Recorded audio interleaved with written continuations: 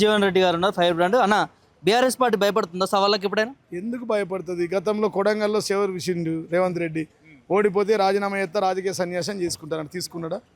గతంలో జిహెచ్ఎంసీలో నువ్వు సీట్లు గెలవు, 10 గెలిస్తే రాజకీయ సన్యాసం తీసుకుంటాను కేటీఆర్తో ఛాలెంజ్ చేసిండు. ఓడిపోయిండు, 99 సీట్లు గెలిచినాం, సన్యాసం తీసుకోలే. మొన్న ప్రెస్ క్లబ్కి వస్తా అని చెప్పిండు కేటీఆర్తో, మళ్ళా రాలేదు. మొన్ననే రేవంత్ రెడ్డి లేనప్పుడు చూసుకొని సవాల్ విసురుతున్నారని. రమ్మని వెళ్ళినాడు కదా, రమ్మని. అప్పు మీద మీ చీకటి మిత్రుడు రఘునందన్ గారు క్వశ్చన్ నంబర్ 3679 పార్లమెంట్లో వేసిన క్వశ్చన్ గాను నిర్మలా సీతారామన్ గారు ఇచ్చిన అప్పు, తెలంగాణ తొలి ముఖ్యమంత్రి కేసీఆర్ గారు చేసిన అప్పు 3,50,000 కోట్లు. తెలంగాణ వచ్చే నాటికి ఉన్న అప్పు 70,000 కోట్లు. 70,000 కోట్లు నువ్వు 3,50,000 తీసేస్తే ఆ పీకుడికి ఈయనకి హరీష్ రావు కేటీఆర్ కావాలా అండి? నేను అంటున్నా, మేము సమానం చెప్తాం. 3,50,000 నుంచి 70,000 తీసేస్తే 2,80,000 కోట్లే కదా.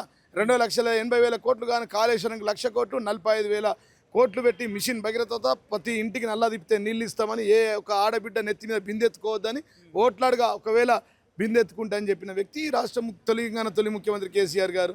పేదలకు వంచిండు, రైతుకు రైతు బంధు, రైతు భరోసా, రైతు బీమా, వృద్ధులకు వికలాంగులకు వితంతులకు పింఛన్లు, కళ్యాణ లక్ష్మికి 1,00,000 రూపాయలు, పేదలకు విద్య, గురుకుల పాఠశాలలు ఇవన్నీ అందించింది కదా కేవలం 2,80,000 కోట్లతో. సిగ్గు శరం లేకుండా మాట్లాడితే మేము వెళ్తున్నారా మరి? మీరు కన్పర్క్ మంత్రులు వస్తా ఉన్నారు.